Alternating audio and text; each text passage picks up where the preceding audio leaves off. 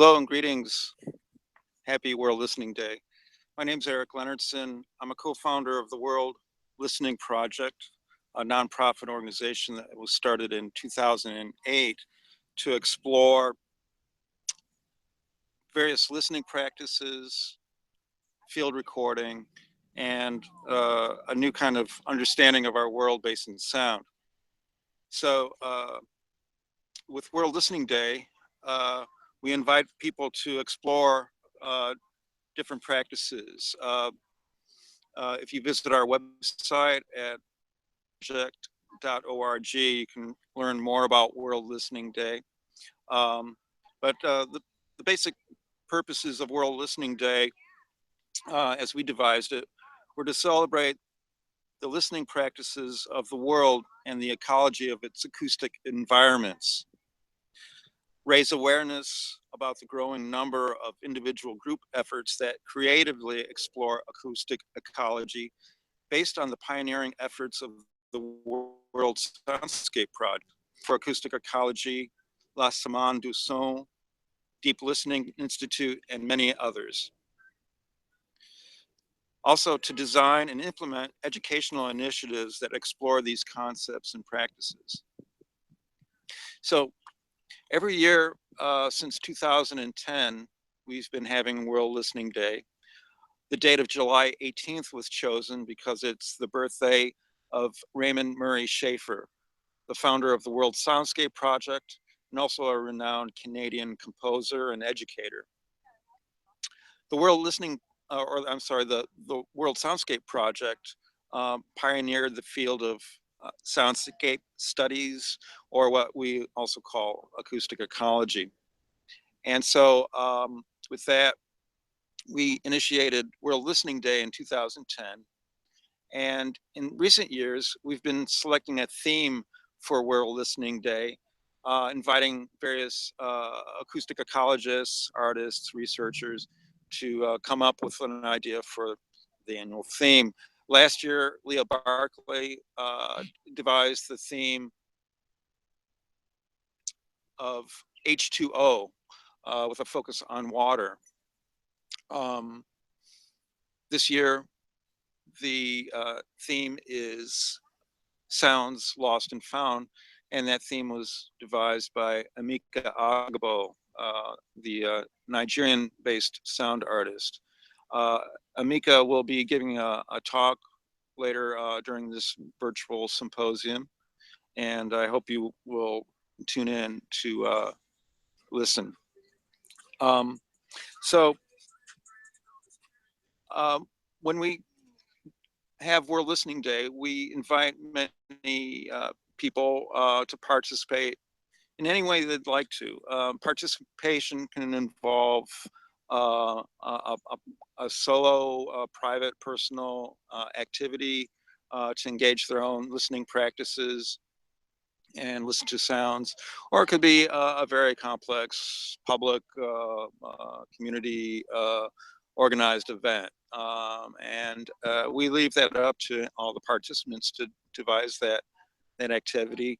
And the World Listening Project tries to support that by disseminating the information about these activities. So we are a small nonprofit organization with volunteers. We would love to have everyone's support, either through funding support or just to share the information about what you're doing with us, and we'll help you to get the word out about what you're doing, whether that's research in the field of soundscape studies, acoustic ecology, field recording, phonography, or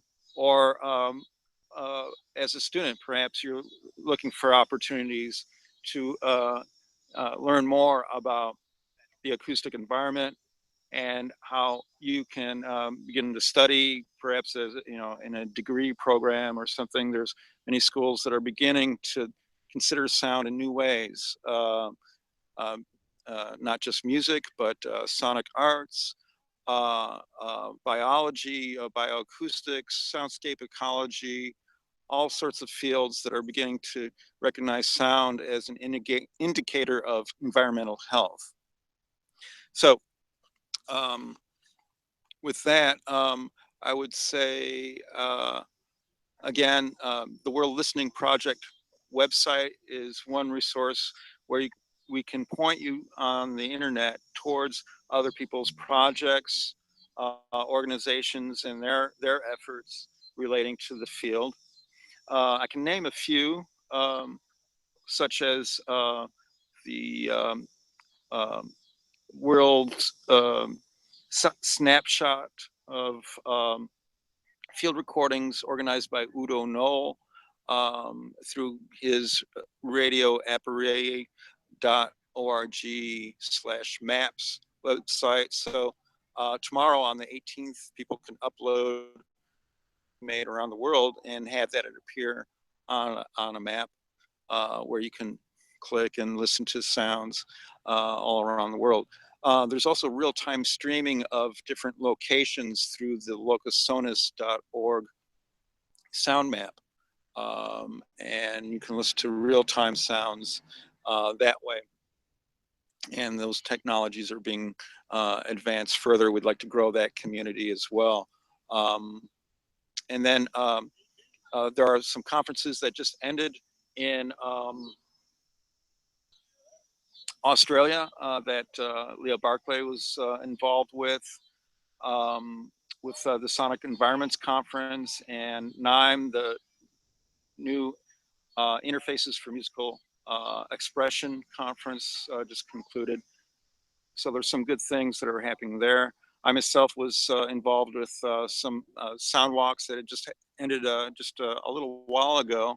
We'll be doing more, and I'm in Chicago now around Chicago parks. Our local group, the Midwest Society for Acoustic Ecology, engages the public in sound walks as a means for understanding the acoustic environment, and perhaps as a way to launch into the field of soundscape design. So with that, I hope you will enjoy the other conferences or symposium presentations that are coming up in this virtual symposium. I'm very grateful to Leah Barclay and Jeb Middlebrook for helping start up the symposium and creating a technological platform so we can make this possible. We have some very interesting presenters, Milena Drumeva among them, and Amika Agbo, who I mentioned earlier. I believe Leah Barclay may be giving a presentation as well, so I hope you will be tuning in within this next hour, and also tomorrow morning in Central Time at least. It'll be a morning for us, and you can catch a whole set of events then. So I hope you enjoy the symposium. I look forward to hearing your feedback on it. And remember that World Listening Day doesn't mean that we listen on just one day. For me, World Listening Day is every day. So thank you.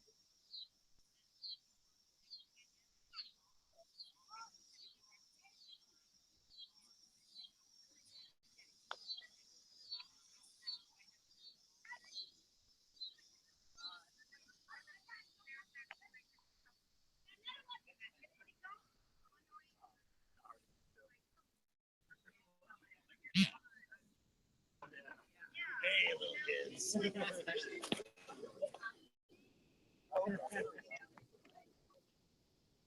I'll revenge you a lot.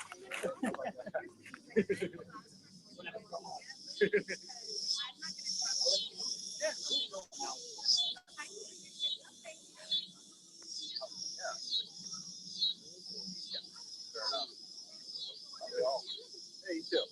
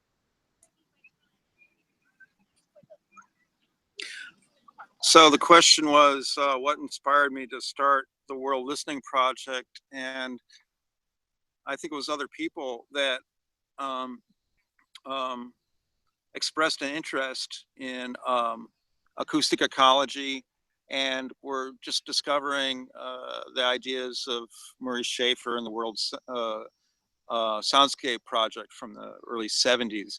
And so I had already known about this work for a couple decades earlier, going back to the early 90s. And when I recognized other people were interested, I just felt compelled to help them along. And I guess maybe it was just the interest connected with my own interests as an artist, improviser, and also a person involved in